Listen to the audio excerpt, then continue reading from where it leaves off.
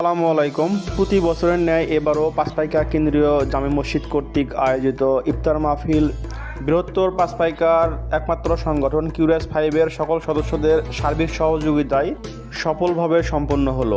উক্ত অনুষ্ঠানের পৃষ্ঠপোষকতায় ছিলেন সংগঠনটির উপদেষ্টা মণ্ডলীর সদস্যবৃন্দ, বিশেষ করে কবির আহমেদ রনি, শাহাদত হোসেন লিটন, মোহাম্মদ শাহাবুদ্দিন, এনামুল হক পিন্টু, মমিনুল হাসান মমিন, আবু বক্কর সিদ্দিক, মোহাম্মদ শহীদুল ইসলাম সহ অন্যান্য গুণীজন।